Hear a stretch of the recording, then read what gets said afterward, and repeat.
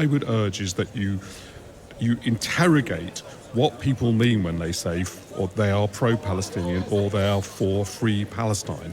If what they mean is they want a separate state living alongside Israel in the partition proposed by the United Nations in the middle 1940s as a result of the experiences of both people, then I think there's no problem than to say yes, you support that aspiration.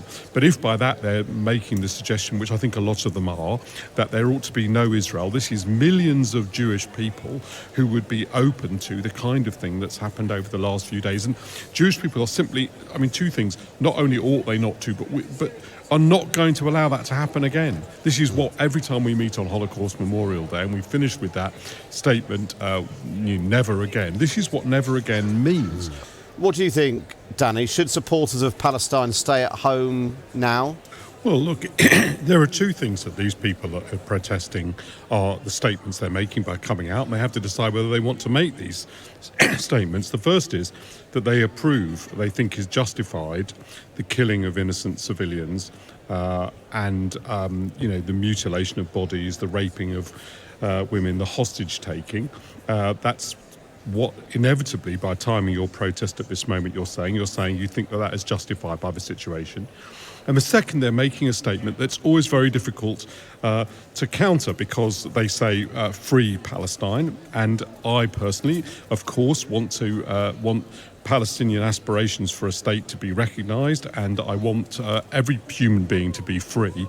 But if they mean by free Palestine that they're going to eradicate the state of Israel or reduce Israel's security to the point where such murders as the ones that have taken place in the last few days are going to take place on a regular basis, which is the reason why Israel has the protection and security that it does and cannot accord to its neighbouring people the freedom that they ask for, because at the moment that freedom would result in violence. If they want to make those two statements, they can come out and protest. It's not illegal in this country, fortunately, to do that. But I think James Cleverly is correct in advising them that neither of those things are statements they should want to make.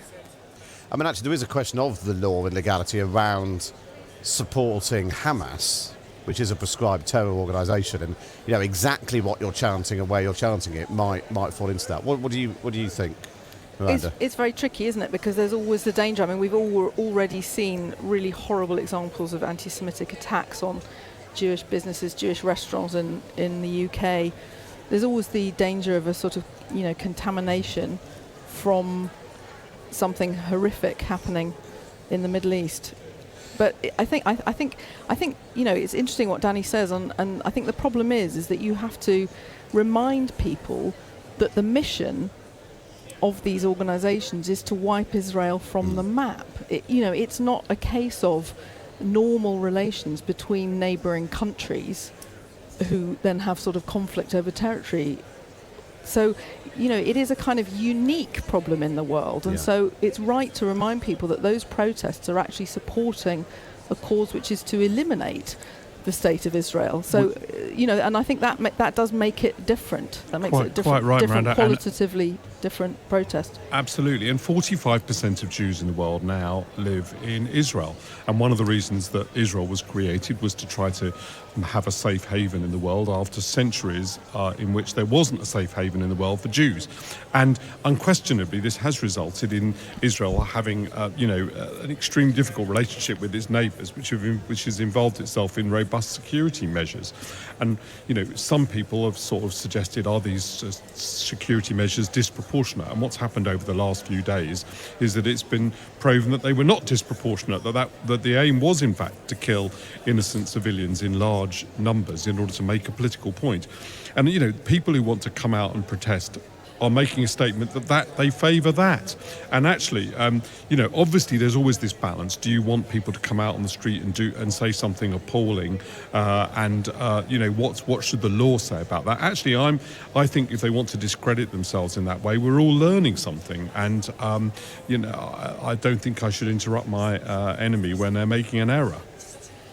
Isn't it also, though, so sad? Watching the sort of some of the explainers on the TV news last night, when you see those pictures of the Oslo peace accords and the kind of moments of hope that there have been in recent history about finding a two-state solution, getting the more reasonable nations in the region to recognise Israel and, establish diplomatic. We seem to be so far away from that again now. So and that's sort of separate from the utter horror of watching what's actually unfolded there. It was interesting. We had Sadiq Khan was on the show yesterday, and he was saying that, as night follows day, this will lead to an increase in anti-Semitic attacks in London. It just will, because it always does. And he was, depressed about that and working with the police and so on.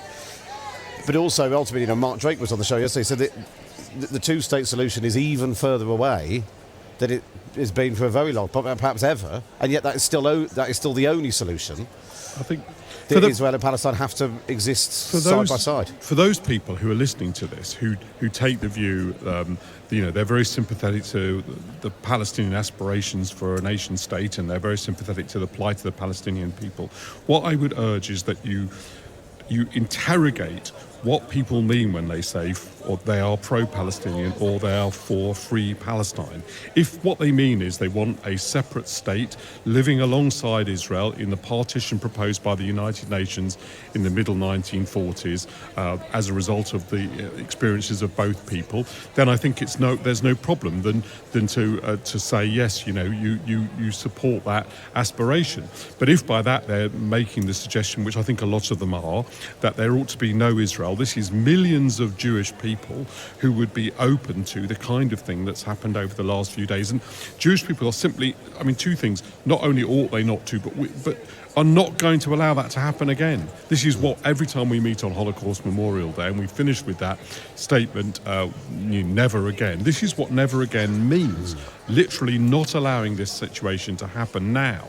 And this is a challenge for everybody who has a sympathy, which I completely understand, for Palestinian people, thinks themselves as being pro-Palestinian. Please advise other people who are pro-Palestinian. It has to be alongside Israel, safe, in a safe state of its own, alongside a safe Israeli state. And if it isn't, it amounts to an attempted genocide against Jewish people, which has happened before and we cannot allow to happen again. The other thing we should reflect, Miranda, is that there are people who are very passionate on both sides. There are an awful lot of people listening to this, who will just be thinking, I just don't understand this. And just looking at it as a human nightmare with what's been playing out in Israel, through no fault of the individual people taken from their homes or a music festival, it might be, in exactly the same way that then the individuals going about their business in Gaza. There's a human story here, and I think there'll be lots of people listening who think, well, that's why we call it terrorism, really understand right? Exactly. I don't really understand it. I don't really want to get involved because I'm going to say the wrong thing, or and I think it's a thing that because of the nature of the programs that we do and newspaper columns.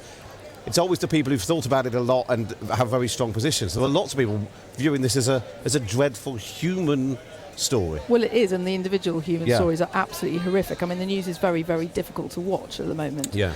But also, that's why it's called terrorism, right? Because the impact of targeting civilians in an utterly ruthless way is so great, and it's a gut punch to your enemy and your opponent, and it gets attention.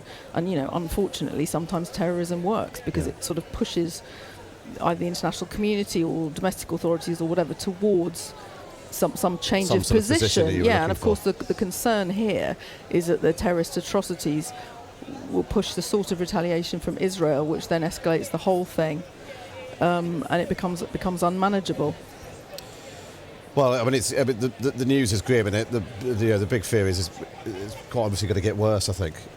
But it has been really noticeable here, hasn't it, at Labour conference? And about 25 Labour people must have said to me yesterday, just imagine what this conference would have been like if Jeremy Corbyn was still in charge of our party.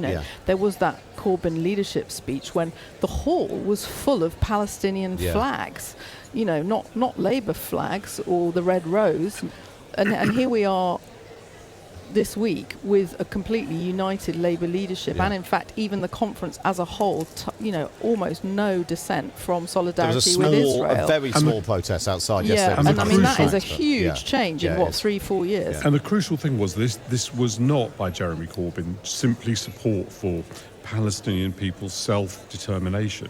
It was opposition to the existence of Israel. It was support, as he has made perfectly clear, for Hamas. And he made clear that he regarded them not as a terrorist force, but as a legitimate voice of aspiration of the Palestinian people. And that aspiration was to go, when you ever hear somebody say to all the way to the sea, what that means is drive the Jews into the sea. And it's so important to people who want, and I completely understand this, you want to understand and to empathise with the aspirations of Palestinian people who associate themselves with taking a Palestinian stance, who are often critical of Netanyahu's government. That is not the same thing as Hamas want. That's not the same thing, and it's not what they're fighting for. And so if people don't need to understand it very much, all they need to understand is we've got to find a solution in which the Jews and the Palestinians are able to share the land in Palestine with Palestinian state and Israel, and they can live safely alongside each other. It doesn't require much understanding.